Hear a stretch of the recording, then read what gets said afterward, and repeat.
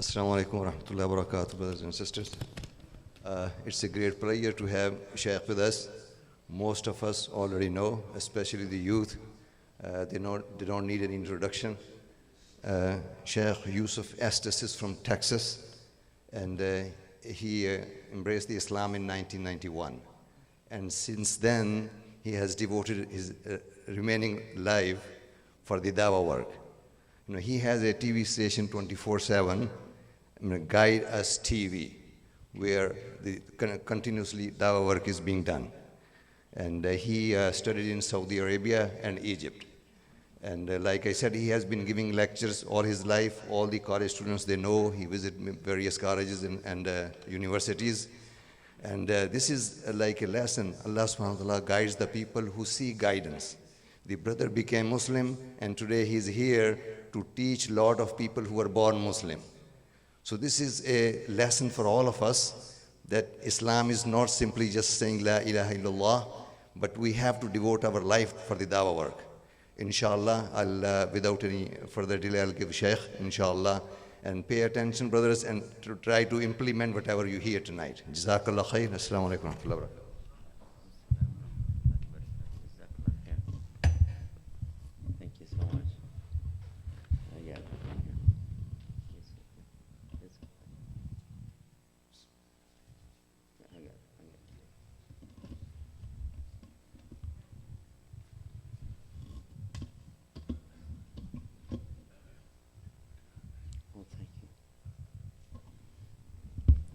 Bismillah, alhamdulillah, wa salatu wa salam ala rasulullah wa ala alihi wa sahbihi ajma'in.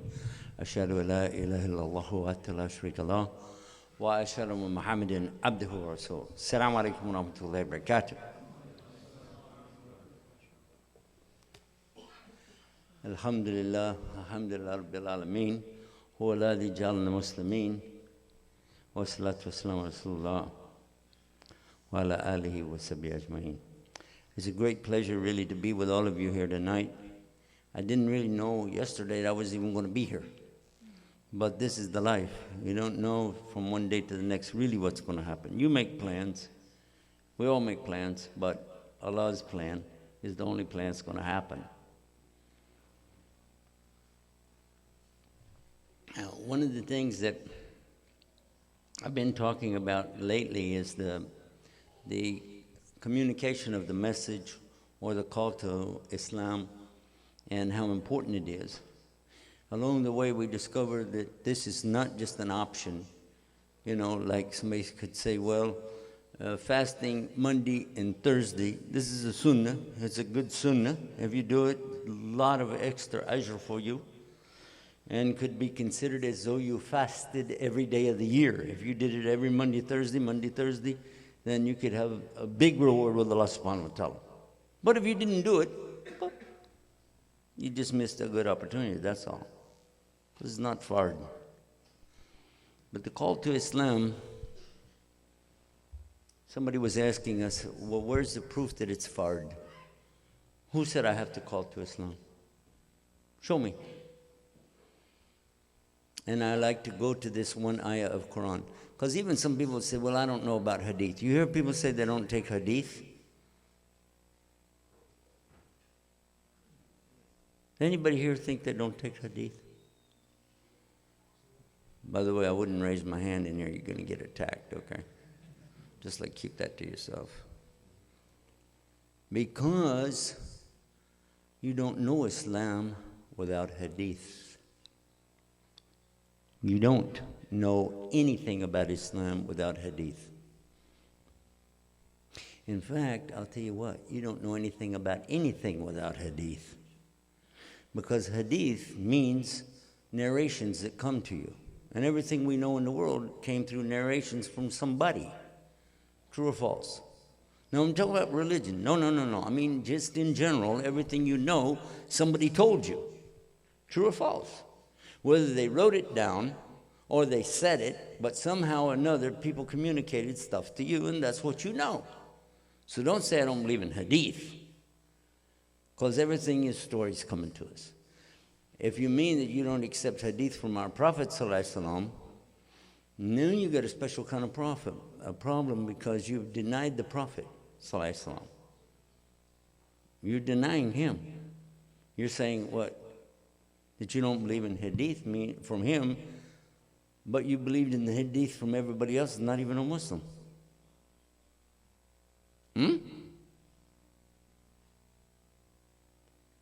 How do you know that the earth is round? Somebody said so. How do you know the sun is round? Well, it looks kind of round. The moon looks round, but how do you know the earth is round? People told you. You saw pictures, you assumed, etc. But our Prophet ﷺ is the one that clarified what our deen is all about. Some people say they take only the Quran. Have you heard about this? They only take the Quran. That proves our Prophet ﷺ is a prophet. Why?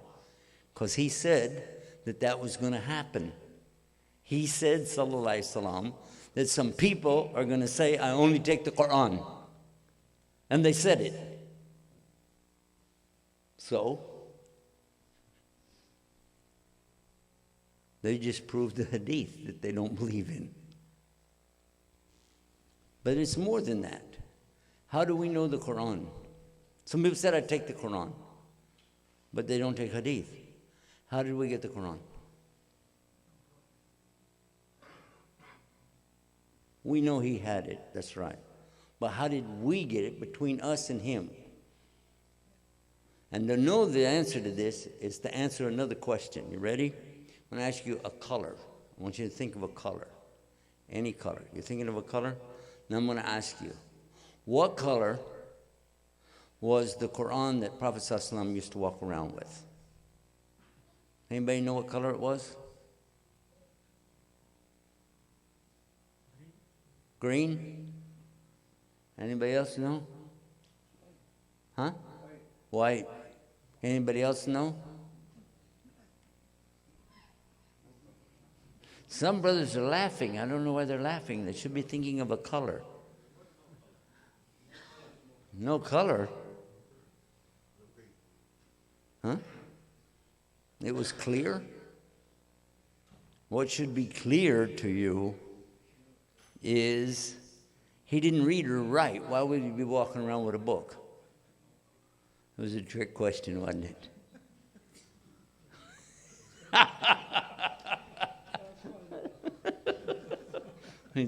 Green, white, red, clear. Oh, it's clear now, yeah. Why I said it like that, because it means he had to tell somebody. And then they told somebody. And they told somebody, and they told somebody, and they told somebody, and that's how we heard it. When somebody is hafiz of the Quran, do we have anybody here who's hafiz? Where's Imam?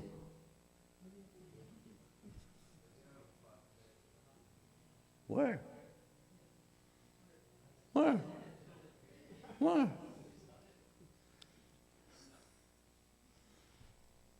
What's this?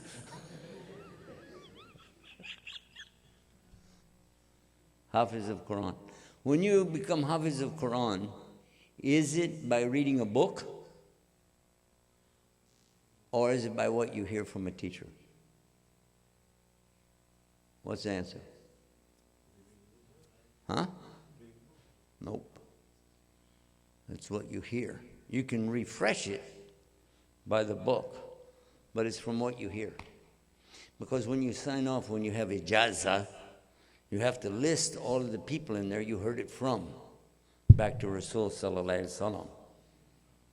Many of them, and this is common, many of them didn't read and write. A lot of them did, because some of them wrote books. But it isn't mandatory for somebody to know how to read and write to be able to be one that's the Hafiz of the Quran. But he's got to be able to hear it.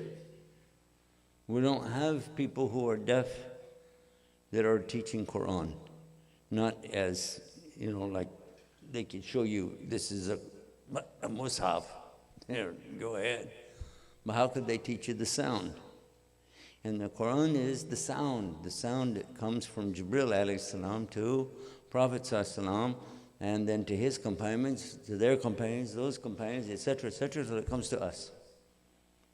And by the way, that's called hadith. That is called hadith. فَإِنَّ إِصْدَقَ الْحَدِيثِ كِتَابَ اللَّهِ. For sure, the best of speech is in the book of Allah, but also it says, for sure, the best hadith is the book of Allah. There's both things that are said about the Quran. Both of these are true. The best book, of course, the book of Allah, but also the best speech is the hadith of the book of Allah. And this is how we get it from these narrations. Now, the same people that give us the Quran are the same people, in many cases, that are giving us the hadith. If Omar, radiallahu anhu, recites Quran to some person, and that person recites something to the next, and to the next, to the next, down to us, this is a sahih rawaya all the way back to him, inshallah. So we would accept that. So how come we wouldn't accept the same chain of people telling us something else about it? So this is purely from shaitan to tell people we take Quran, but we don't take hadith. It means what? You're going to call somebody the best of the best because he narrated Quran, but if he said anything else about the Prophet, he's a liar. What? It doesn't work. It doesn't work. So when people use this, this is not something, it's not something that is small. This is really a big thing.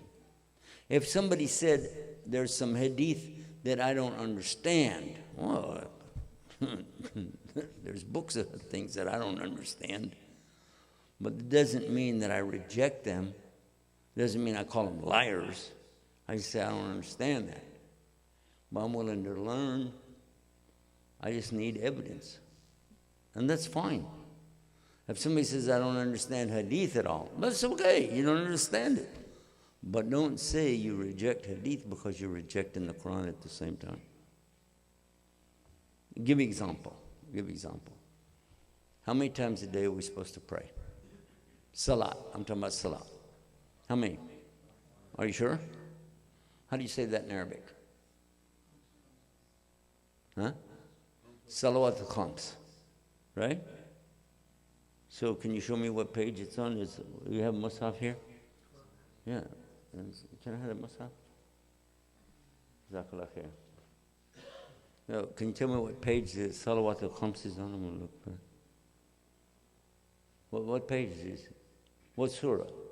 Salawat al-Khams. Huh? It's not in the Quran.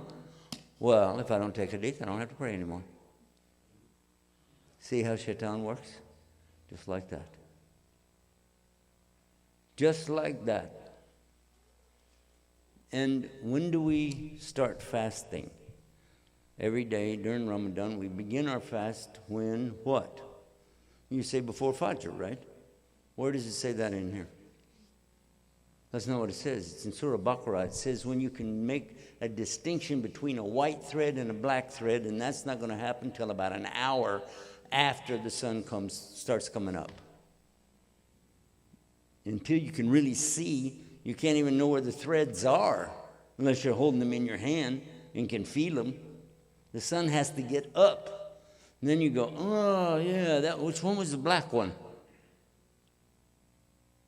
But you're supposed to stop eating and drinking before the sun comes up. Where did you get this idea from when Quran clearly tells you a black and white a thread? How? How? Because the Prophet ﷺ, he said, oh, no, that's right, you don't take hadith. I forgot. Sorry, I'm not going to tell you. How we know is because somebody took a white thread and a black thread, and they had it with them, so when the sun comes up in the morning,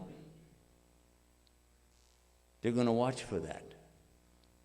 But he went back to Rasulullah, he said, Ya Rasulullah, I had the white thread and the black thread, right? And I'm waiting for the sun to come up, man, till I could see this, and it's up past Fajr. It's after Shuruq.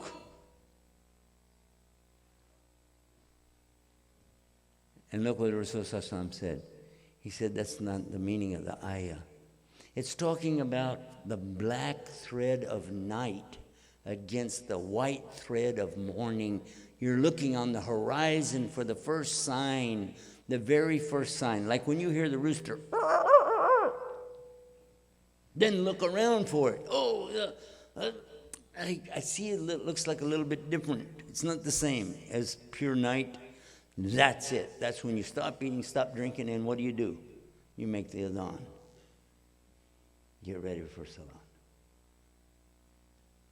Where do you find that in here? You can't. Hajj. A lot of the things about Hajj that you'll read in here, you'll make a mistake. You go to Hajj. Take this book only. Don't read anything else and go to Hajj and try to do stuff. People be laughing at you, man. They'll be laughing at you. What are you doing? Who taught you this stuff, man? You got it all wrong. Because you didn't know the hadith explaining. And that's before we talk about zakah.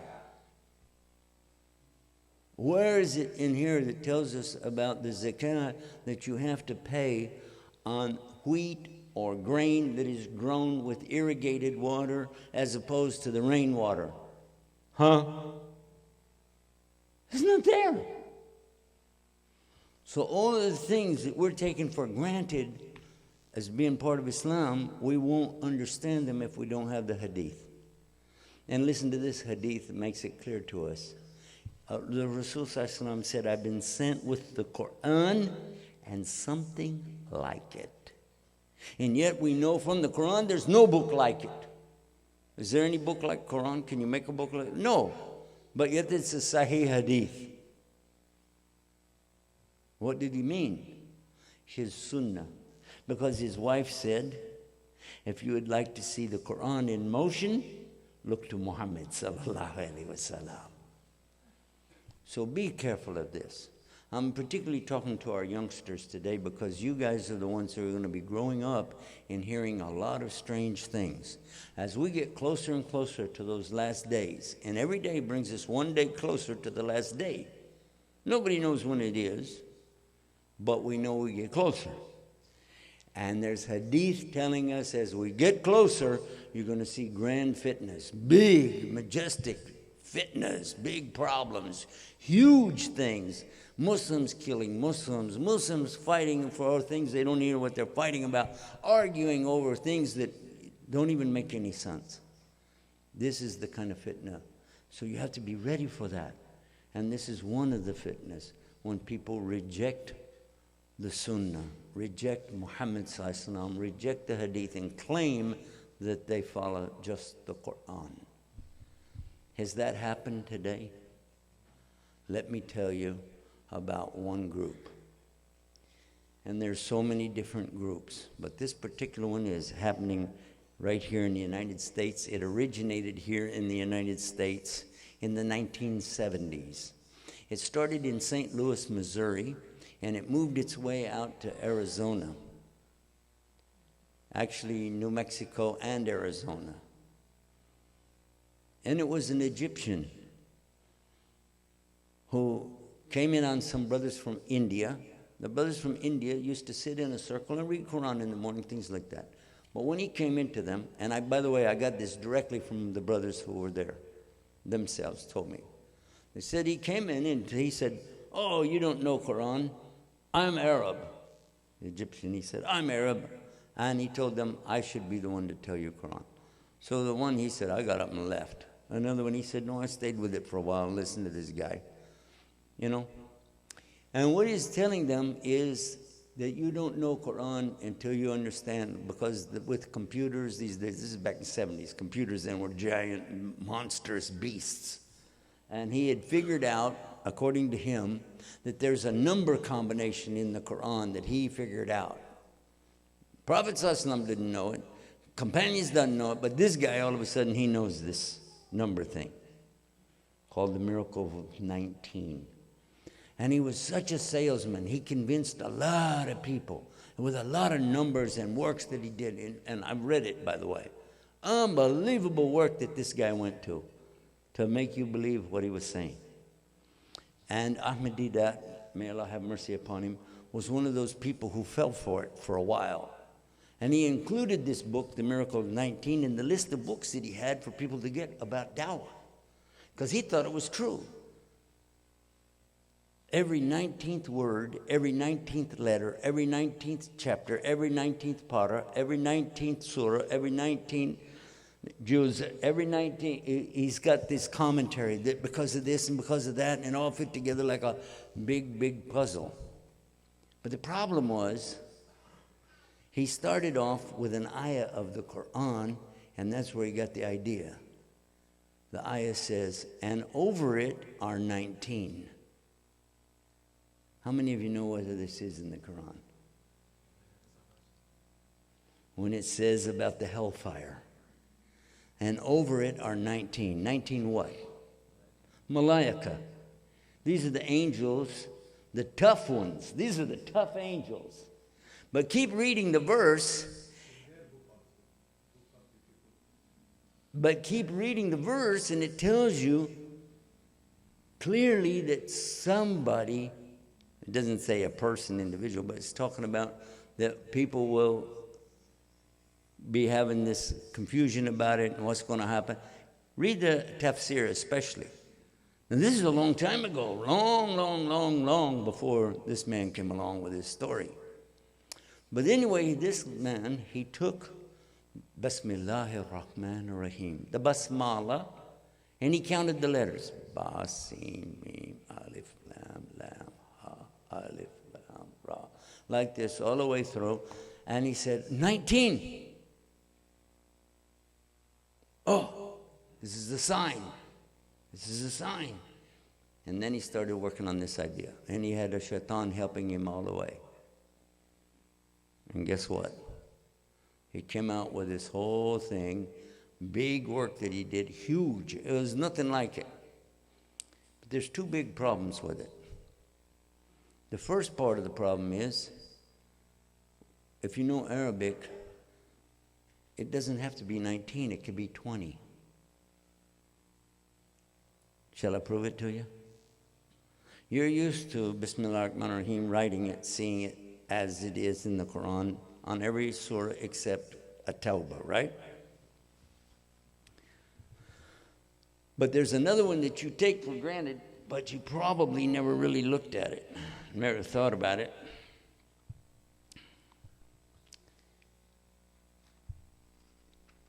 أعوذ بالله من الشيطان الرجيم بسم الله الرحمن الرحيم اقرأ بسم ربك الذي خلق. There it is right there. Ba alif sin mim. Ba alif sin mim. It's right there. That's 20, not 19. Because you can do it that way. You can.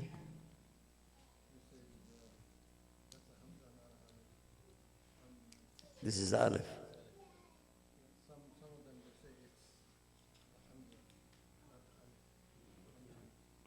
It's a letter. Okay? I didn't hear that, but I'm telling you, but Hamza is a letter too. And he's counting letters.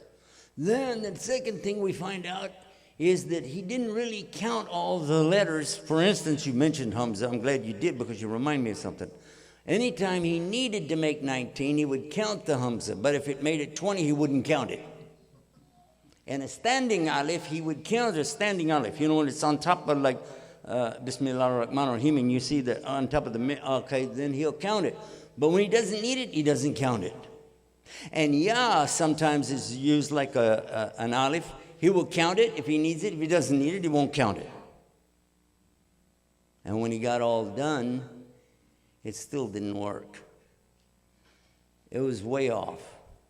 In order for it to work, he had to eliminate the last two ayahs of Surah Al-Tawbah. And even then it wasn't right because, as I mentioned to you. So he knocked out two ayahs of the Quran, and in his book he wrote, these must have been added, otherwise you can see from my calculations, they must be added. Otherwise, the theory of 19 wouldn't work. Rather than admit he was wrong, he can throw out ayahs of the Quran. Does that scare you or not? And then, because there's so many hadith talking about this same kinds of problems that he came up with, he rejected all the hadith. He actually said, if anybody believes any hadith, they're kafir. He said this. So if you don't accept any hadith, ladies don't have to wear hijab. You know why? Because the description of the hijab in Surah An-Nur says, tell them to draw their khimar down over Juyabihinna. Well, Juyabihinna means the chest. So a lady wears a scarf around her chest, or just zip up a thing here, get it up so high, and that's it. Then the other ayah dealing with the hijab, jilbab, in Surah Al-Hisab, is like, well, yeah, but how do you translate that? I mean, when she's going abroad, maybe she's on a boat or something, I don't know, and play games.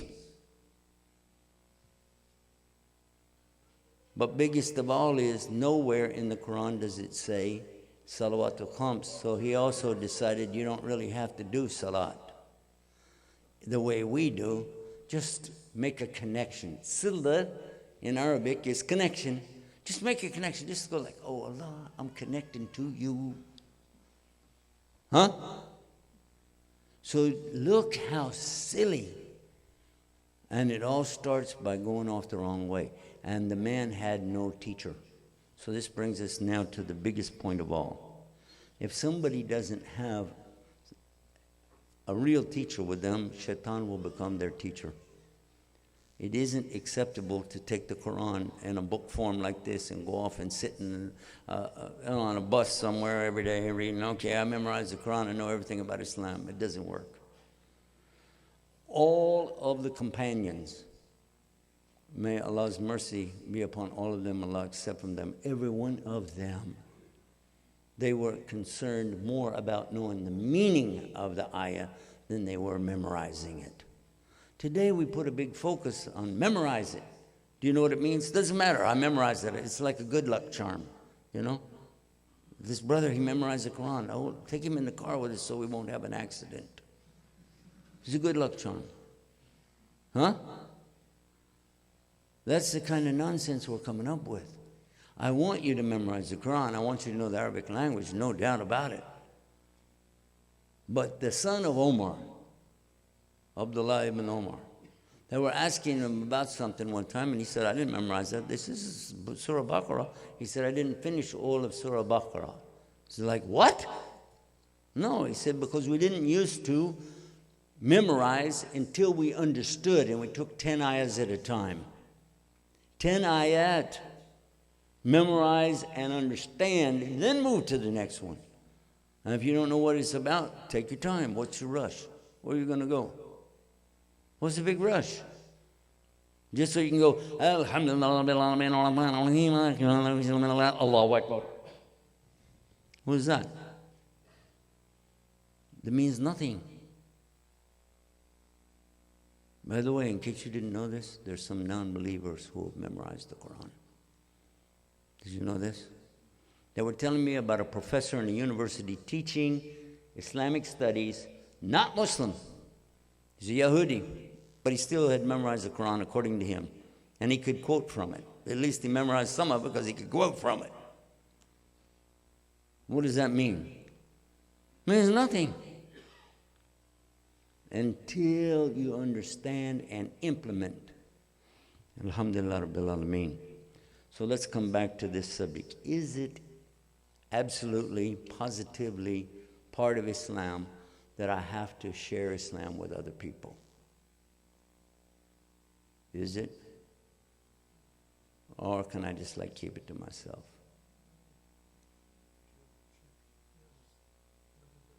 I mean, it sounds nice, but what if I don't want to? I want to share with you something I mentioned a little earlier today and let you think about this.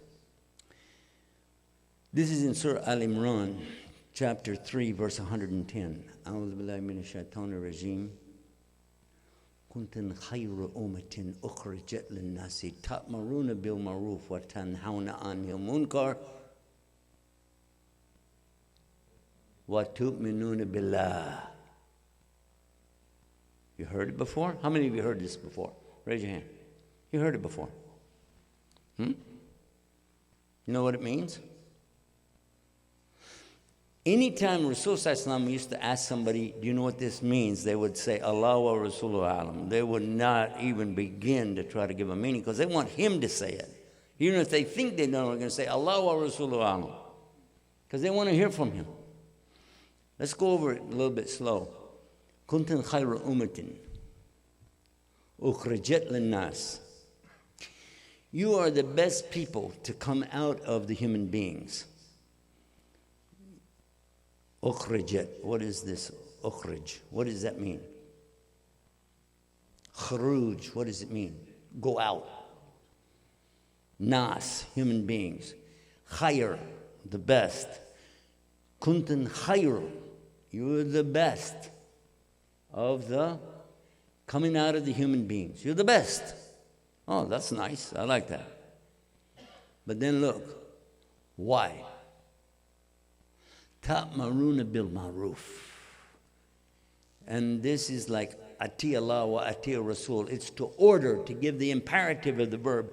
Do it. Clearly. You're ordering people to do al-ma'ruf. Wa nahi lani munkar. And you're forbidding munkar. Wa tu'minuna billah. What's that last part mean? Wa tu'minuna billah. Allah. You believe in Allah. Now, if you've read the Quran enough, you know that every time you encounter this one phrase, it's in different forms, but it's always the same. In Surah Baqarah, all the way back to Surah Al-Asr, when it's talking about Iman and Mu'amala. Iman is first or Mu'amala is first? Iman is faith. Actions, that's Mu'amala. So which one comes first? Iman, of course. Alladhina amanu, believers, wa amilu salihat, and do righteous deeds. Got it? Yes or no? Everybody with me, or I'm boring you? Am I boring you? I hope not. Because I'm getting ready to tell you something that I had to discover. Because I ran across this and I said, that's strange. You know what? Because I'm a Bible student. I spent most of my time studying the Bible. I've only spent 20 years on this. I spent 50 years on the other one, okay? But I used to notice a lot of things in the Bible. Actual mistakes, you know what I'm saying? So when I caught this, I said, hey, wait a minute. In Surah Baqarah, it said, Alladhina amanu wa amilu.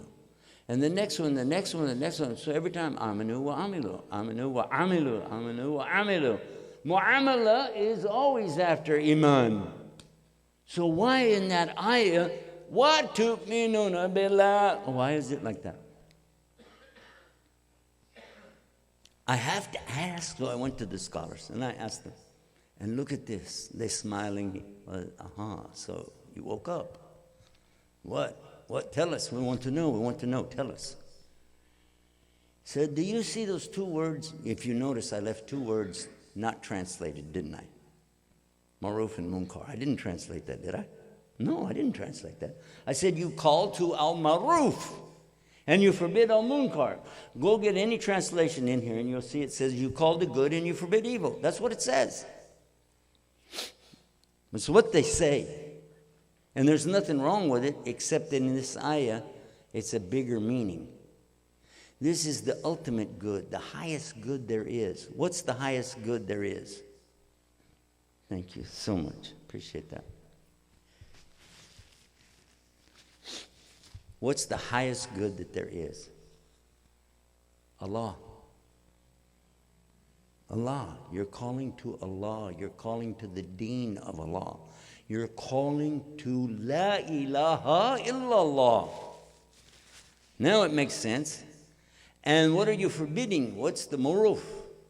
Calling to Allah. What's the munkar? Munkar is bad. It's a bad thing. But there's all kinds of levels of munkar. And the worst munkar of all is when people are taking people out of Islam. There's nothing worse than that.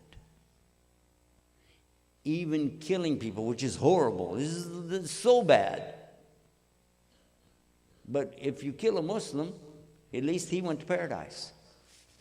But if you take him out of Islam and let him live, what did you do? Ultimately, if he doesn't come back to Islam, he'll go to hell. So this ayah now makes sense. And the Shaykh is saying, if you're not willing to call people to Allah, and you're not willing to stop what takes people away from Allah, then how do you say you believe in Allah? It's just your mouth talking because the rest of you hadn't woke up yet. So is it necessary? Is it mandatory? No, it's actually part of Islam itself. If you don't have that spirit of calling to it and forbidding what takes people away from it, how do you claim it? How do you claim it? And then, by the way, that's only half of the ayah. Did you know there's more to the ayah? وَاللَّهُ وَمَانَ أَهْلُ كِتَابِ اللَّهِ كَانَ خَيْرٌ لَهُم مِّنْهُمُ الْمُؤْمِنُونَ وَأَكْثَرُهُمُ الْفَاسِقُونَ. And from the people of the book, there are some, and it would be better for them if they had this iman. Some of them are mu'min, but the vast majority of them are fasiq. What is fasiq?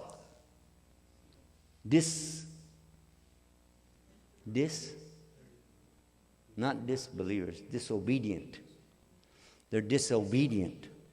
And I show this to some pastors and preachers, and I ask them, what do you think about this? I don't have to tell them it's from the Quran. I just say, what do you think about these words? That some of the people of the Bible, they have belief, but the majority of them, they're very disobedient. They break the commandments. And you know what they say? You're talking about my congregation. You're talking about my people. These are the people I have to face every Sunday. How did you know? I said, I didn't know it. It's in the Quran. This is how powerful the meanings are. And we won't know those meanings if we don't sit with real scholars. If we don't take the time to find out, we're going to be trapped by wannabes. There are a lot of wannabes out there. You know what I'm saying? And today more than ever, because you got a lot of people sending you emails every day with the verse of the day and their explanation of it. If you got some of those in your emails and you're reading this thing, you're going, where did this guy study this? This is crazy. Have you seen it? The way they give you these meanings of hadith and ayahs, and you don't know, where is this coming from? You have an imam in your masjid, talk with your imam. Get him to explain things to you. Spend some time in the masjid. Be with the real people of knowledge. This is where it's at. By the way, this weekend we're going to be in Chicago. If you want to come and join us over there, it might be a good thing. I'm not saying you have to, anything like that, but if you want to come over and be with us, Masik has their convention over there this weekend. Love to have you come over. And I'm not sticking up for any of the speakers there, including myself. I'm just saying you might get a benefit out of it. If not, you can watch it on TV because we are going to broadcast it, inshallah ta'ala. If Allah will let us, we will be broadcasting it. And this is going to be on Guide Us TV. How many of you have not heard about Guide Us TV before tonight? Raise your hand if you didn't hear about it before. How many of you have heard about Guide Us TV? 50-50. Wait a minute, but not everybody raised their hand on something here. There's something going on. You have to raise your hand on something, okay?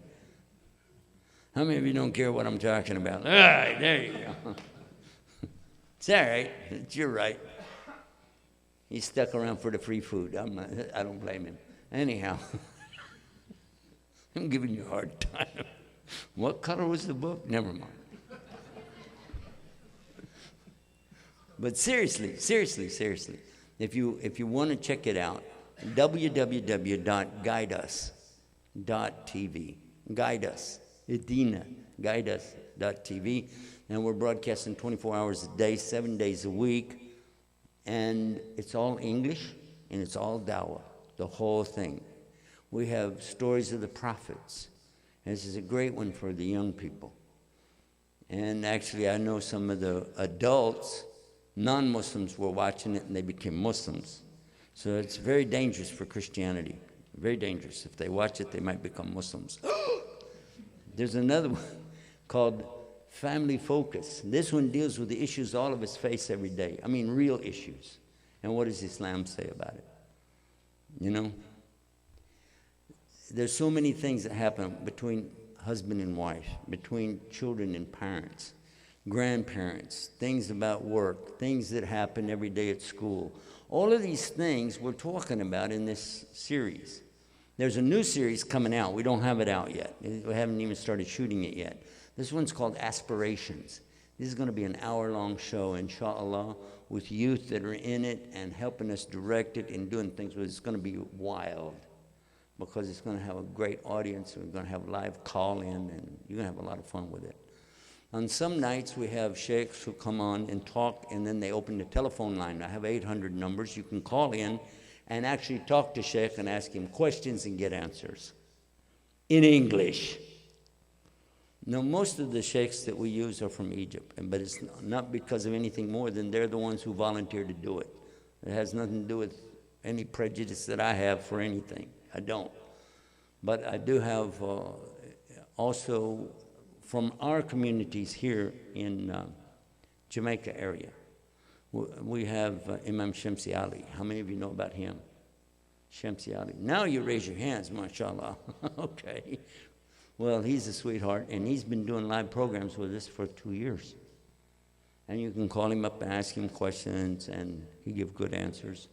He even made a program called Welcome Back. What do you think it's about? Hajj?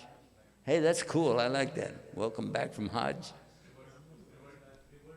Yep, you got it. Because they came back to Islam. We were all born on Islam, came back. Exactly. That's why we called it that. He had some people that had been making shahada over at the 96th Street Masjid.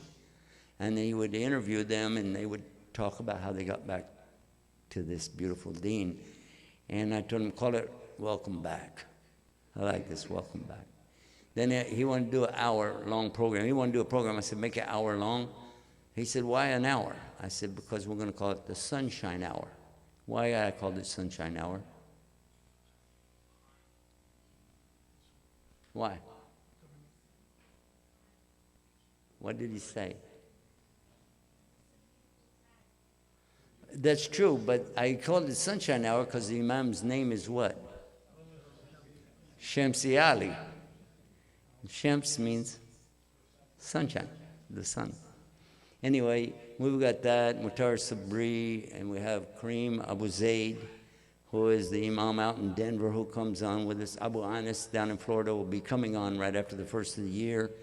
And so many are helping us do this project. You'll enjoy it. So, and the beautiful thing, you can give this out to non-Muslims and let them watch it. Because if you tell them, I want to give you a Quran so you can learn to be a Muslim. This man's got a bomb. I'm scared. I don't have one. Do you have one with you? Yeah, I want to show you this thing. Can I give that back to you? Thank you so much.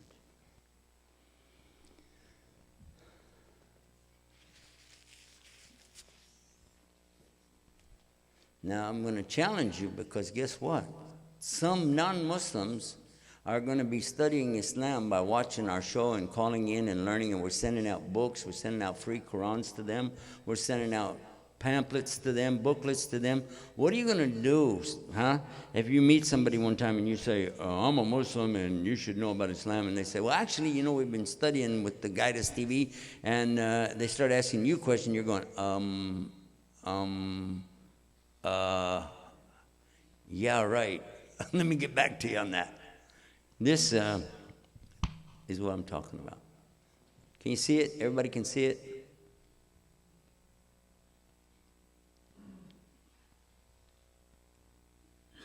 There's a bumper sticker. What does it say? Worship the Creator, not the creation. Every Christian I showed it to said, I like that. But check this out. Even one atheist saw it, and he said, I like it too. So, but you're an atheist, you don't believe it. Never mind. Maybe you liked it because it was free, I don't know. But if you notice the emblem, what does the emblem remind you of? Have you seen an emblem looks kind of like that? Where'd you see an emblem look like that? Huh? Road sign? Interstate highway? Really? No, theirs is red on the top and blue on the bottom. Ours is blue on the top and red on the bottom. I made sure it wasn't the exact same thing. But it says, guide us. And when you think of a road sign, I want somebody to help me out here, right? Okay, there it is. And www.guideus.tv. You can put this on your car and ask Allah to accept that as, I'm trying to do some dawah here, Allah. Maybe somebody will check it out.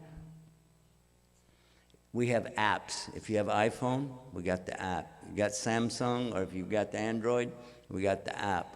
Or you can, if you have the browser in your phone, just go straight to it. Even an iPhone, if you go to it where it says live, click on it, and then there's a place you can click when you get to the live page for iPhones, and that works too. All of the things I'm telling you is free. We don't charge anybody for anything. We've been on the satellite 2 years as of today, the 16th. 2 years, we've had it on.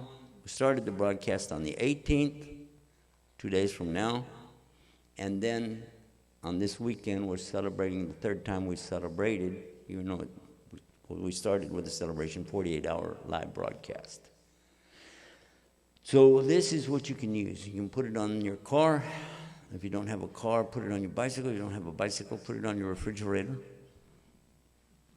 And invite a lot of people to come over and look at your refrigerator. Alhamdulillah Rabbil Alameen. And I used to tell them, by the way, this is guaranteed to hold your refrigerator in place. Everybody I know that put it on their refrigerator never moved away. So maybe it worked, I don't know.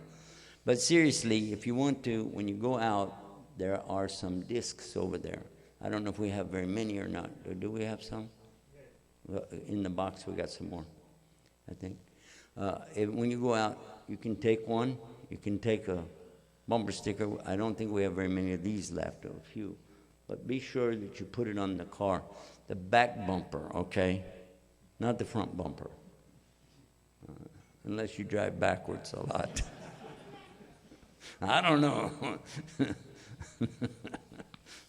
They tell me there were some people from Pakistan here, so I don't know. There could be. Alhamdulillah. I love all of you for the sake of Allah, and I'm really asking Allah in my heart, all the time I'm talking to you, I'm asking Allah to forgive us and give us His Jannah, because this is what I really want. This is why I came here tonight. This is why I want to be with you, because I want all of us somehow to get into Jannah, and that really is very important to me. When I came to Islam, I never dreamed, by the way, I was going to be a Muslim. I never even thought about that. But when I came into it, I realized that it is the only way to get to Jannah. Because as you get more knowledge about Allah and what He wants, it becomes incumbent on you to follow that. And that is called in Arabic, the deen Allah. The deen of Allah subhanahu wa ta'ala. Follow this way in your life.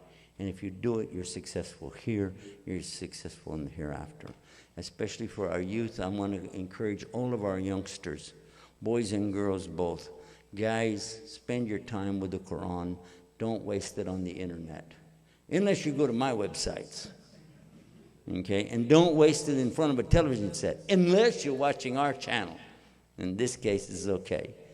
But for sure, spend time with your family and spend time with the Quran. This is going to be worth a lot to you one day, and you'll be so happy you did. And now I make dua for all of us. Allah give us the very best in this life, the best in the next life, and protect us against His hellfire. Rabbana atina fi dunya hasan, وفي الآخرة حسنة وقنا عذاب النار ربنا لا تزغ قلوبنا بعد إذ هديتنا وهب لنا من لدنك رحمة إنك أنت الوهاب اللهم إني ظلمت نفسي ظلما كثيرا ولا يغفر الذنوب إلا أنت فاغفر لي مغفرة من عندك وارحمني إنك أنت الغفور الرحيم اللهم صل على محمد وعلى آل محمد كما صليت على إبراهيم وعلى آل إبراهيم إنك حميد مجيد إن الحمد لله رب العالمين هو الذي جعلنا مسلمين والسلام عليكم ورحمة الله وبركاته سبحانك اللهم وبحمدك أشهد أن لا إله إلا أنت أستغفرك وأتوب إليك Assalamu alaikum rahmatullahi wa barakatuh. If somebody want to donate something, the box is there because his channel is commercial free. So whatever you can donate, Allah will reward you. Jazakallah khair. Thank you very much, Shaykh.